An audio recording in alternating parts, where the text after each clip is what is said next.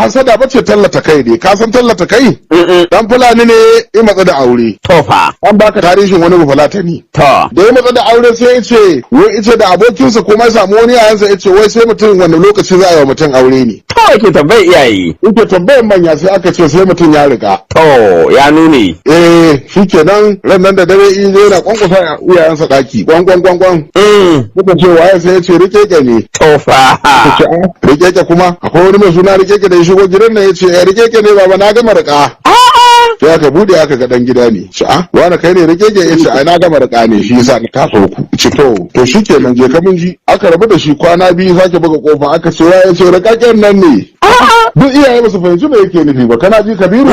shi fa kullun sanadi yake nema da za a kwanta ya kwankwasa kofa tofa rannan dai sai mahaifinsa ikira ya ce wai kai menene rikeke ne sai ya ce ai na yi magana da wani ne ya ce mutum in yana son a yi aure in yana ba za a mutum aure ba sai ya rika kana ji Kabiru idan ya rika sai a yi masa aure shi yasa ni kuma nake so in gaya muku na kasa nake gaya muku rikeke ne wai ku gane na rika tofa sai ce to ai tun da zaka biya ni ka ce ka rika ka ce kana son aure wacce ka gano ta kana son ta sai a maka aurewa ne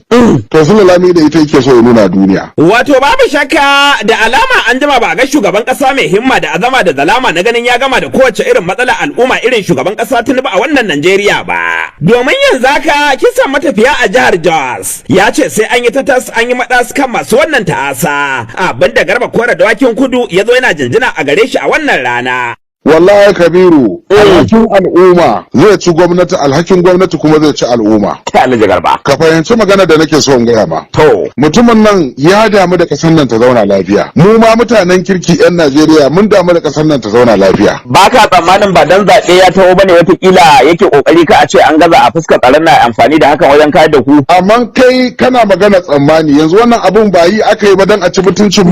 mutane suna kan hanya kawai wasu mutane su fito kawai dan wulakanci su tara hanya su dinga kashe musulmin Allah. To amma idan mutum ya haka rami akan hanya aka zo aka faɗa laifin waye? Kabiru rami tunin mun yaje haka akan hanyar Jasrin? A'a ni dai tambaya nake Alhaji Garba. Laifin wannan haka ramin ne. To idan aka ce tsaro a ƙasa ya gagara ya kamata a kalla da laifi. Kabiru. Na'am. Idan mutum yana ɗaukar tsaron Najeriya a matsayin zai amfani da shi ya ci mutuncin gwamnati kuma ya mai da abun wasa. Dan adam ne shi ya kiyaye Allah. Duk wannan al'amarin da kake kallo Kabiru akwai hasada da sharri a ciki. Kuma tsaron Najeriya ba wanda kai Allah san Najeriya ba wanda kai Allah san al'ummar Najeriya musamman Najeriya fa musulmin Najeriya sun fi wanda ba musulmi ba yawa Kabiru to me kuma a ringa maganganu ai kokari a magance lamarin man baki dai kowa ya huta wane zai iya magance abin da Allah bai magance ba wane ne shi duk duniyar nan kana nufin jami'an tsaron nan da shugabannin tsaron nan da suke kokari duk abin da suke yi ƙarya suke yi Kabiru duk wannan kokarin da ake akan a tabbatar da tsaro Kabiru ƙarya ne a'a ni ba ne faɗa ba sakon yan Najeriya ne musamman waɗanda suke ga muku gaskiya wannan ai na ga maka yan Najeriya mu kiyaye Allah idan muna daukar wannan rashin tsaron a matsayin wata dama da za mu ci mutuncin shugabanni mu zage su mu ce ba su iya ba wallahi alazim Allah ya fi kowa san shugabannin nan Allah ya fi kowa kan san talakan Najeriya duk mutanen nan da muke haɗuwa mana wannan abin ba wannan Allah baya san sa wani dan cika shaida ya turo sako ya ce duk lokacin da aka kai ta annati irin wannan shugaban kasa baya samu ya rinsa na ce kaga kama tasha shi wancan ba magana kama tasha bane yanzu baka ji fusatar da iba yace duk yadda za a kamo masu laifin nan Kabiru baka kallon irin al'amarin nan ne irin kukan ta'aziyya Kabiru na'am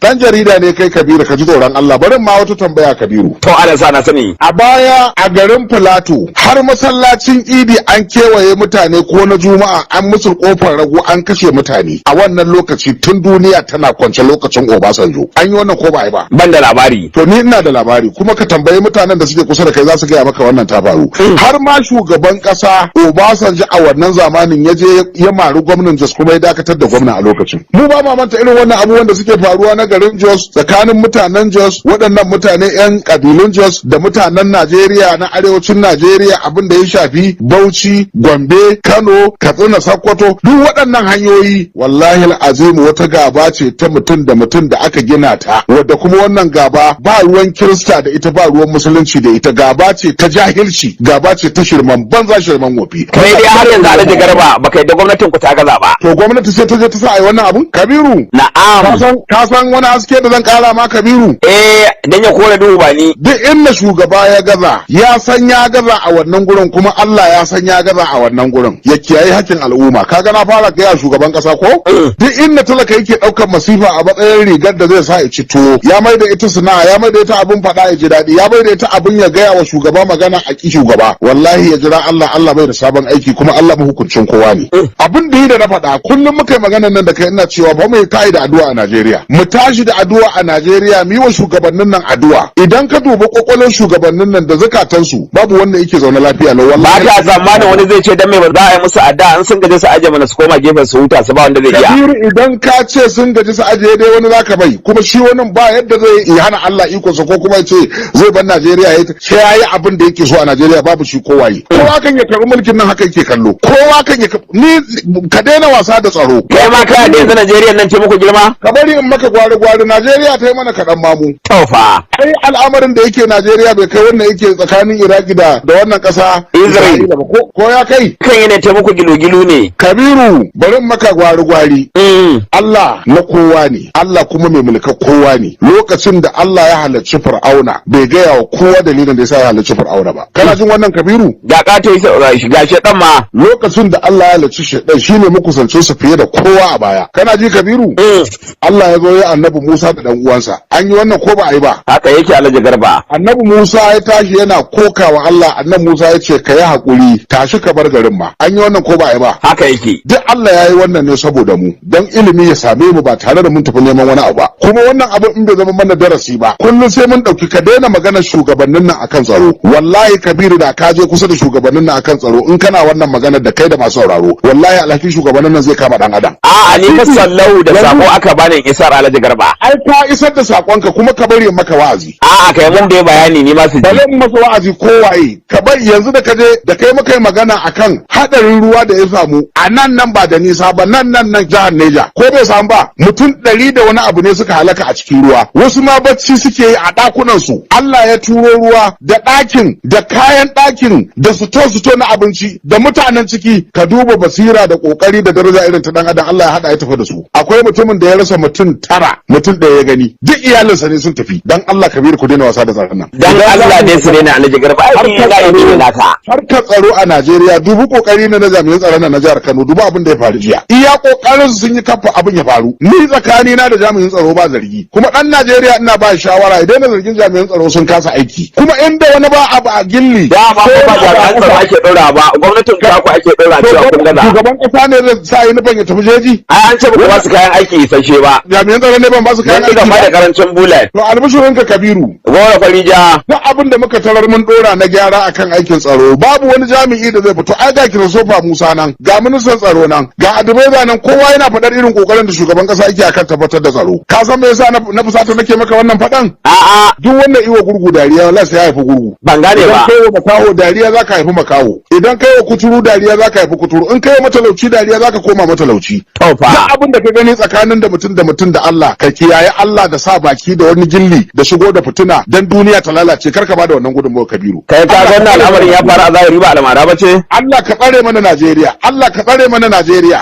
Allah ka tsare mana Najeriya Kabiru shugaba ko na kwallon kafa ne Kabiru yana fuskantar kalubale a rayuwa wallahi shugabanci ba ƙarya bane aiki ne tukur wahala ce amma Allah zamani da kaddara wallahi ba mulkin da zai kawo da shi amma iya cewa a nan kuma an ɗauki lauje bana dawa za a kai ta ƙasa za a ɗaure ta a maida ta gida to domin dai yanzu haka ya ce zan shiga da wani shiri ko tafiyar haɗaka matuƙar hakan zai taimaka wajen raba gwamnatin APC da mulkin Najeriya inji tsohon gwamna na Jigawa Sula Lamido to hasada ce ko kuma tallata kai idan ba hasada ba ce tallata kai ne ka san tallata kai dan fulani ne ya matsa da aure to fa an baka tarihin wani bufalatani to da ya matsa da aure sai ya ce wai ice da abokinsa kuma ya samu wani yayansa ya ce wai sai mutum wanda lokaci za a yi wa mutum aure ne to yake tambayar iyaye yake tambayar manya sai aka ce sai mutum ya riga to ya nuni shikenan ran nan da dare in zai na kwankwasa iyayensa daki kwan kuka ce waye sai ya ce rikeke ne to fa rikeke kuma akwai wani mai suna rikeke da ya shigo gidan nan ya ce rikeke ne baba na gama rika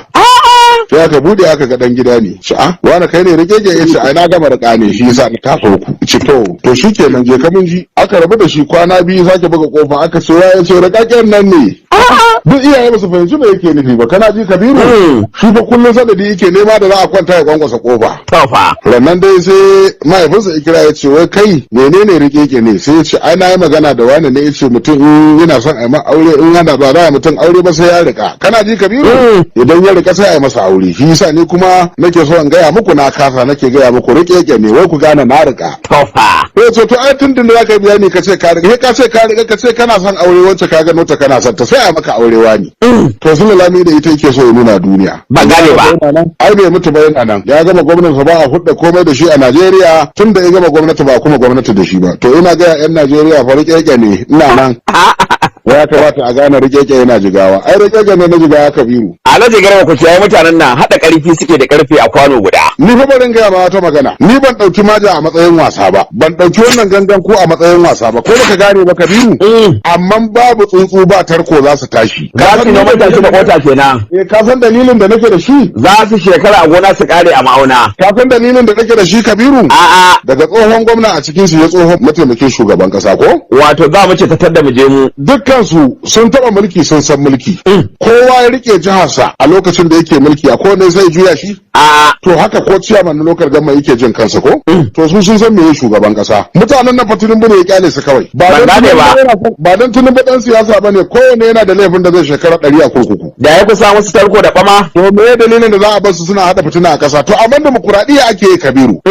duk wanda ka daga a masu takarar nan da masu zagin shugaban kasar nan ba wanda bai da laifin da zai shekara 200 a kurkuku amma dai banda mutanen Kano da suka yi shugabanci ina gaya maka ne Kabiru ko Kano kana da misali an jama'a ne Kabiru na ce din Najeriya ko to fa babu wanda a cikin masu zagin shugaban kasar nan su sun san shugaban kasa da suke mai wannan sharar wallahi sun san Tinubu bai gaza ba sun san Tinubu yana iya kokarin sa Kabiru ko mutum baya kauna Allah ba zai zo yana mulki cuci wani ba in ka ga mai mulki ya cuci wani to gaba daya Allah ne da kansa zai yaki da shi ba wai zai kun taru kun yi gangan ko ba ai Allah ya faɗa ce yana barin mulki ya dore mutukar da adalci ko da ba musulunci amma mulki Allah baya barin sa ya dore mutukar da zalunci ko da akwai musulunci Allah bai faɗi wannan ba Kabiru saboda lokaci baya tare da mu da me zaka rufe to ni duk sanda zan rufe wannan program ina ƙara roƙon yan Najeriya akwai mutane a Najeriya da suke da kyakkyawan tunani da hankali da nutsuwa wanda ba sa son abin da yake faruwa a Najeriya in ka lura da abin da yake faruwa a Najeriya mara daɗi masu ƙaunar Allah ba sa so haka ne ko ba haka ba kowa yake jan mota so ake ta je lafiya da ta bar gida lafiya ba wani mutum da zai ce ya ɗauki mota ya tafi wani gari ya sha'awa ya haɗari haka ba wanda zai karɓi mulki ko da na kamsila ne ya sha'awa mulkin sa a lokacin mulkin sa masifa ta dinga faruwa babu shi Kabiru